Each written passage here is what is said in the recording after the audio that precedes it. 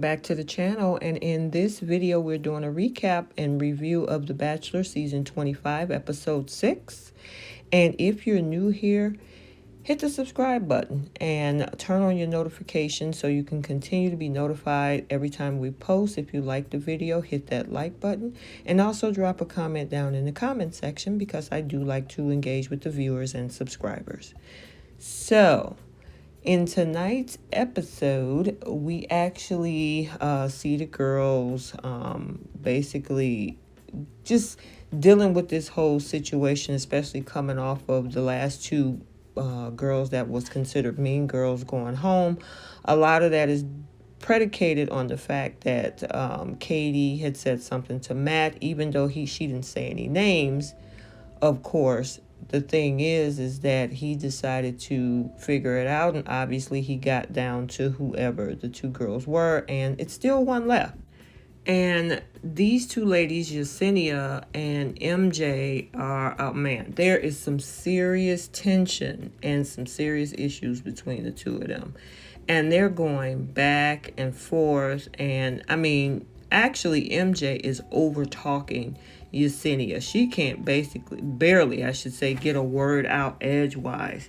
But Matt arrives, and even though, he's pulling up, they are still going back and forth, and it's just so unfortunate because the thing is just MJ knows exactly what she did, and, he comes in, he decides to sit amongst them. He claims to have a connection with both of them while he's saying this is so hard and everything. But, honestly, I don't see the connection there, especially with MJ. But I don't want to digress because, it's leading up to something. So, of course, he sits amongst them and, he wants to get to the bottom of this issue with the two of them. So, the death stares that they give each other while Matt is trying to sort this thing out is just wild. So he decides to first choose and pull Yesenia aside and speak to her. And, of course, they go off to a private place, so therefore MJ can't hear them. And she proceeds to tell Matt that MJ lied to him about the toxicity in the house. When she and Victoria were actually at the forefront of all of that. And how MJ loves to preach how she likes to lead by example. But she was the one that started the division. And everything that she has done have come from a place of malice. And of course, we see MJ saying, maybe he can get past this. I mean, it's not like I ever lied.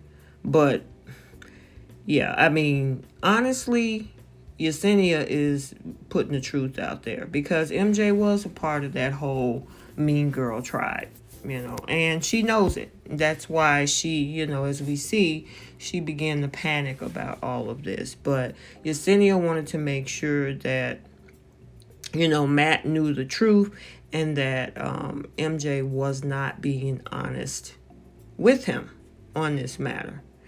And, we get scenes of MJ spazzing out because her conscience is bothering her. She don't want it to come out that she was a part of it. But, hey, she always talks about the fact that, she is leading by example. Well, that's the example that she led. So him and Yesenia, of course, they hug it out. And then MJ goes into this, I got to change my character, get it together, girl.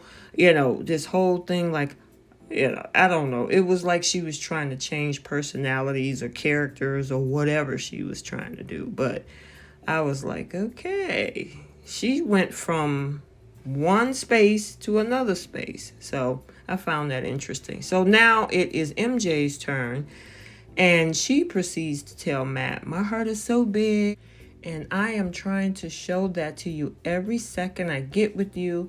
And the fact that Yesenia said that I am creating this divide in the house, just as I am trying to bring everyone together, I'm mentally and emotionally exhausted by this. And to have my character put in question was like that hurt me the most.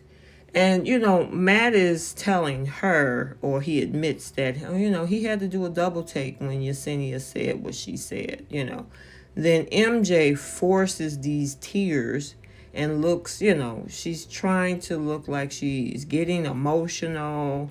And we see her tears, and she's looking down and said, I never lied, and yeah.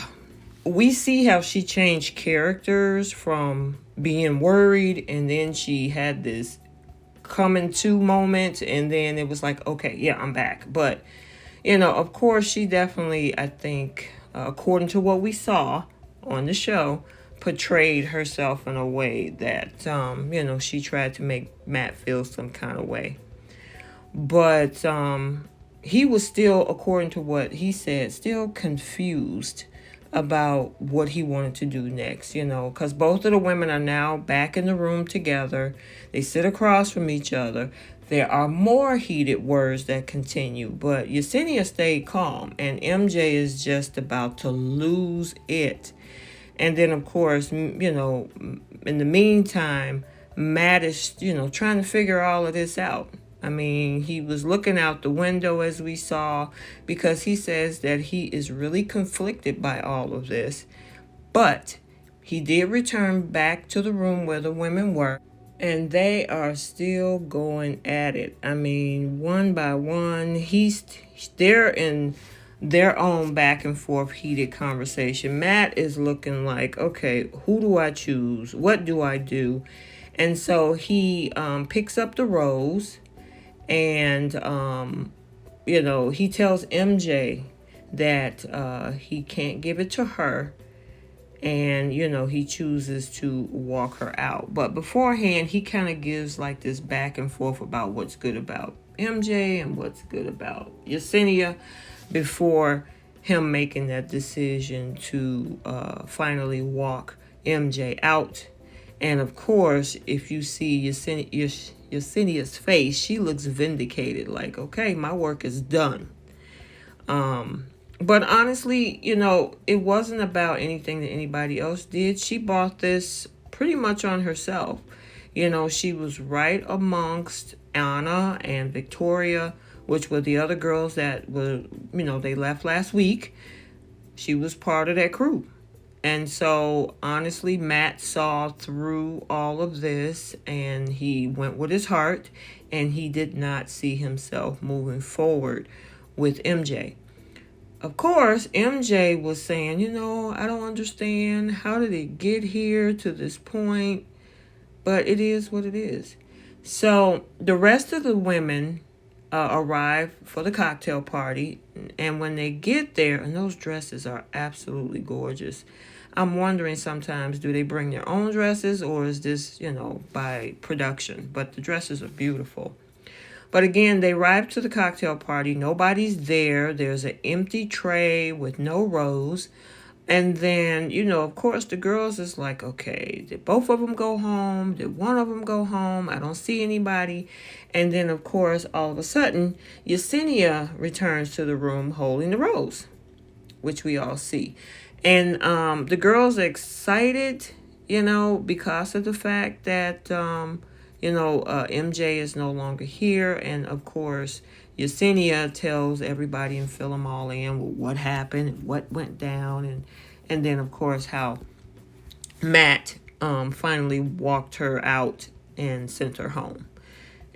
But some of the girls are happy about this, but a lot of the girls, especially like Serena C, is starting to get irritated because all of this back and forth is being taken, is taking up a lot of the time to spend with him. And she's trying to blame it on Katie because she was the one that brought up the whole bullying thing. Now, I find that kind of interesting, but we'll talk about that in a minute. So, Chris Harrison, he shows up. He comes in the room, and he said he just talked to Matt, and tonight has been so exhausting.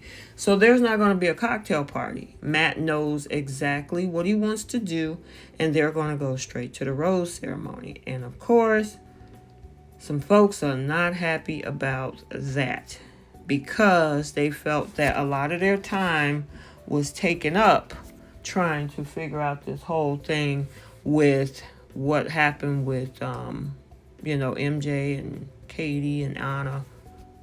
And Serena C is just not happy about the fact that the reason for the cocktail party not happening is all because of Katie starting this whole thing in the first place. I disagree. I honestly think that she stood up for those girls. And C worried about, who's getting time. I understand to an extent, but what those girls was doing was extremely toxic in the house. And for Serena C to see otherwise, I just, I don't know. Maybe, they wanted to stir up something. Who knows? I don't know. You never know what goes on behind the scenes. But then, we have one of the girls that's really upset. I mean, she's out there screaming. So let's go into the actual rose ceremony. And again, it's time for Matt to hand out all of the roses. And the first girl who gets a rose is Serena P. And then our second girl is Michelle.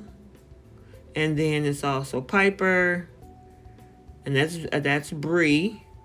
And then we got Chelsea. And then we got Katie. And then, of course, the final rose goes to Serena C. So,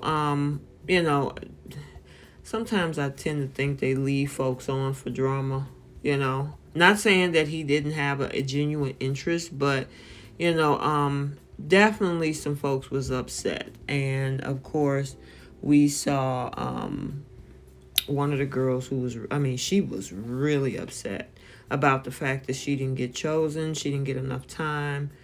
And, of course, Matt is moving on. After he handed out all of the roses, they toasted to continue in the process. So the next day, Chris Harrison drops by and tells the women in a couple of weeks is going to be hometowns. And I'm like, wow, this season is flying by. He leaves the first date card, and the first date card is for Miss Pieper. And the date card for Pieper says, tonight will be worth the wait. So, of course, she is really excited about everything. It was interesting to look on Katie's face, but the thing is, Pieper has been talking about this for the last week or so, about her getting some time, and Serena C is definitely not happy. But in the meantime, we have Serena C talking about Katie, how calculated she is, and she's annoying, and it just lit another frustration inside of her with someone like Katie, because she's outspoken and truly keep running her mouth about things that she doesn't have to necessarily say. She goes off to Katie's room, as we see, after she had a conversation with the girls. But she then goes off to Katie's room to speak to her, to tell her, about how frustrated she is with her, and about the time, she's frustrated about the time being taken away from her and Matt because of Katie's antics. And she doesn't think that she's truly here for Matt. And I'm like, boy, that is the common statement. How would somebody else know who's truly here for whatever? Unless, we saw a couple of the people that had left, they were starting problems. But, really. So Serena tells Katie that she's an arsonist because of the fires that she continued to start in the house. And, of course, Serena, is upset that Katie told Matt about the bullying and the mean girls. And I'm like, why wouldn't she stand up for those girls? So you would just allow it to continue to happen in the house? Okay, whatever. So Katie has no idea what Serena C thought she was going to gain by coming to her with all of this. She thinks that you're just making yourself look stupid with all of this. But it was so crazy because she was like, thanks for your feedback. And then she got up and she was out. That's a good way to do it, girl. But anywho, so the thing is that, she's pretty much done. Serena C decided to go back out to speak to some of the other girls and tell them that she confronted Katie because her antics are taking Matt's time away from them. And, of course, we saw Katie come in and she was like, oh, you don't have to stop talking on my account, She overheard Serena and tells her that if she has a problem with her, she should speak to Matt about it. And I mean, it just go from one thing to the other. So then we see Heather Martin, and she surprises by showing up to speak to Chris Harrison. We do see that he does come in to the gate, and of course she's waiting and excited, to see him so she can talk to him. And Chris says, well, what are you doing here? And she says that Hannah Brown spent time with Matt during quarantine, and she said that that Matt was going to be the perfect match for her. And because Hannah is one of her very best girlfriends, she felt that actually meant something. And she said she couldn't let Matt get engaged, at least by, letting him meet her first. And Chris says, they're pretty far into this in quarantine and everything. So we'll see. He told her to go back and wait, and we will see. So we have now, it's time for Pieper's date with Matt. We see that he arrives to pick her up for the date, and she seems very excited. But man, that G-Wagon and those rims on the G-Wagon, it looks really nice. But again, he picks her up for the date, and then they go into this place that looks like the darkness of the woods. But he flips a switch that's in front of them, and it's a full-blown carnival. They're joking, they're flirting, they're running around, they're having a good time. So I honestly like this date. It kind of, even though they can't go too far off because of quarantine, they still created a fun environment for them. So they're really actually having a good time. And then we see Heather again in quarantine being silly. But back to the date with Matt and Pieper, she's going into detail about the fact that she don't want to ruin anything. She finds that how she's feeling in their relationship is very important. She's not used to opening up about her feelings. It's foreign to her. So at this dinner, having to sit down, she said that this week was very emotional for her. Her family doesn't really communicate well, and she wished that she wasn't brought up like that. And this is why it's hard for her to let people in. But we do see she tells him that she's fallen in love with him. It's the scariest thing that she ever had to do. But, she ends up receiving the rose from Matt. And then they go off into another area where the group Temecula Road is there to sing them in a private concert for two. So they're definitely vibing and having a great time. And so, the scene was very, very romantic. It seems like they have a pretty good connection with each other, and it makes the scene more romantic when the music that's being played in the background by Temecula Road. So I thought that was pretty cool. So now it's day 2 for Heather in quarantine. She is so bored, and we see her balancing a pizza box on her head. Meanwhile, it's time for the group date. And so Matt has a very fun date planned for him. It's a bowling date. Matt is not looking for the best bowler, but he's looking for someone who's not afraid just to have fun. And the girls are all here for it. They're excited about it. And I actually like this date too. I think they did a pretty good job with keeping it fun with food and bowling. And then we see Chris Harrison shows up. And he says that he's going to break them off into 2 teams. And the winning team is going to have a romantic evening with Matt. Losing team is going to take that long walk home in the rain. So the interesting thing about this is 9 people on this group date. So with them being split, it's 5 on one side and 4 on the other. Which technically means that it's going to be, if they're actually, just say the team with the 4 people on it win, that's a smaller selection and more time with Matt.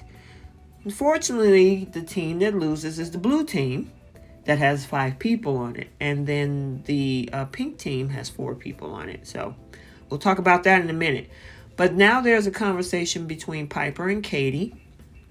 And, Katie's excited about her date. But then the girls from the blue team, which had lost, had to go back to the house. So they see those women arrive.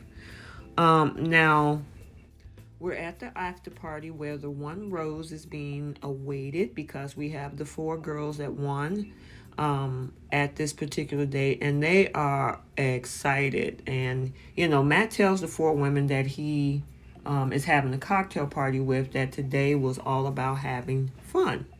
So they're excited. They think that because there's a 25% chance of each of them getting that rose, the chances are better. However, Chris Harrison arrives at the house to deliver a date card, but this one's a little bit different, and it's for Abigail, Serena, Kit, and Bree and Rachel, saying, "I feel terrible about today. I need time with you, please." The women are thrilled. They crashed the cocktail party. Matt apologizes, but this process is too important not to spend with everyone. So we see that happening, and all that's going on while he's having his sit-down one-on-one with Serena P. And, they're just vibing. We got Chelsea having a conversation with him. The women, one by one, keep telling Matt that they're falling for him. And they're having these make-out sessions. And, Matt always make him feel special, even with the few minutes that they do have being alone. But he's about to give out this date rose now with all 9 of them now. And the date rose goes to Michelle. And Michelle is ecstatic about this, but we did hear from Chelsea saying that she was hoping he gave it to somebody else to give validation, but he ended up choosing to give his rose to whoever he felt, and in this case it was Michelle. So then we have a moment where we see Tyler C from Hannah's season is here. And, Matt wants to have a conversation about his upcoming date with Katie. And, of course, he describes her as having the cactus-sized vibrator when she came out of the limo. But he likes the fact that she owns who she is. She's unapologetic. And he's looking forward to spend more time with her. Tyler tells him to just stay open and be him and have no regrets. And of course, Tyler asks him if he sees himself getting down on one knee after all of this, and he says yes. So now Katie and Matt meet for their date, and she is so excited. He tells her that they're going to head off to a spa and that they're going to spend the whole day there. And at the same time, though, they're going to play a practical joke on his friend Tyler, who thinks he's there for a massage. But Katie and Matt are going to be in on this because they're talking in the ear of the actor who's giving him the massage.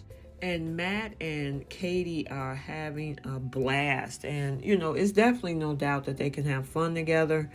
But his facial reactions when all of this was going on was hilarious. And I was able to catch a lot of those facial responses when he was really enjoying watching Matt being under this whole practical joke that he was playing on him. But you can tell the closeness of their friendship outside of the show as well.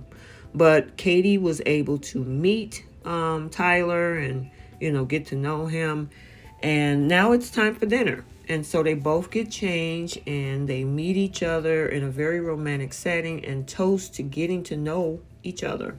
So she starts out by saying her last long relationship was for 3 years and she thought he was going to be the one.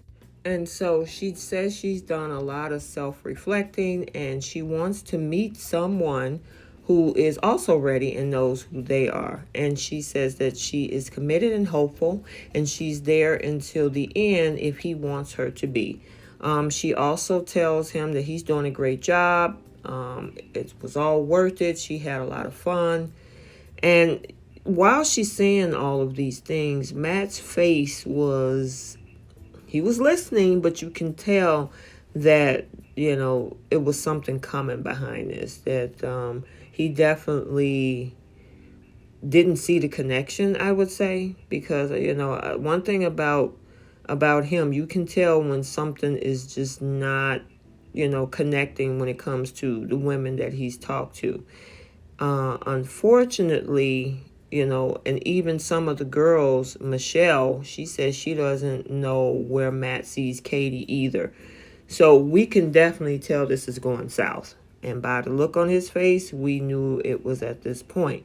He does pick up the rose, but the thing is that once he picked up the rose, he says that his relationships with other women in the house have progressed further than theirs and that he cannot give her the rose. And he put the rose back down. And he then at that point asked her if he could walk her out. So honestly, to me, I didn't see a connection with these two. I will applaud her for standing up for the ladies in the house when it came to Victoria, MJ, and Anna.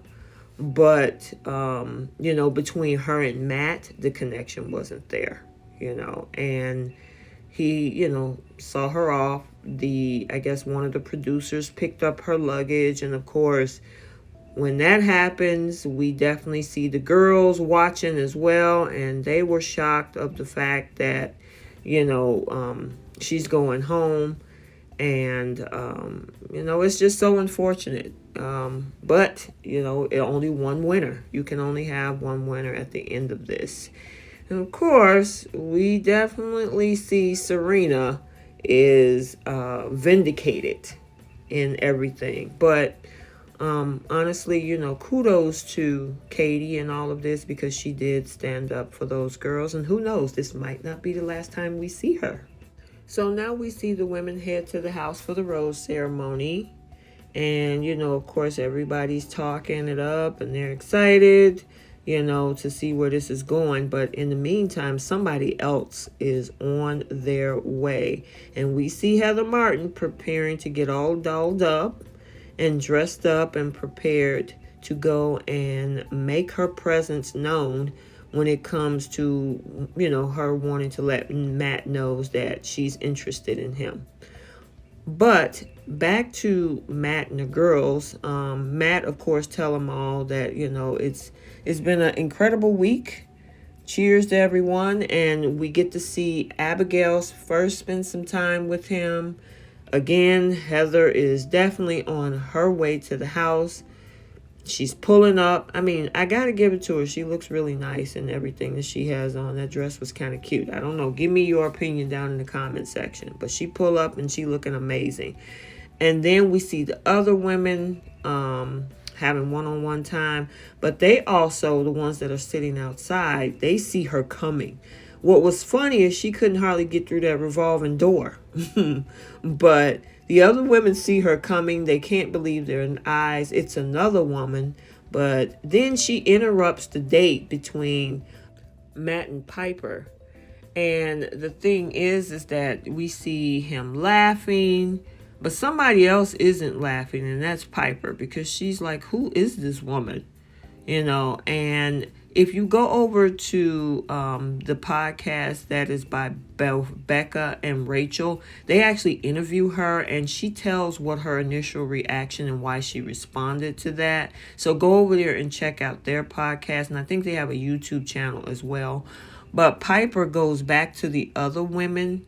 Because she's furious, she lets those girls know how furious she is. And then, of course, we see some of the other women who is like Serena P. She is upset. And Michelle is saying that she's going to get rageful. So it continues next week. We'll definitely see what happens now that Heather's here. So now we're going to do our post notification shout out. And we have one this week. And she is one of our usuals, Miss Hope Ely. Thank you again and again for engaging in the channel. I love your comments. So until the next video, like, comment, and subscribe, and we will see you soon.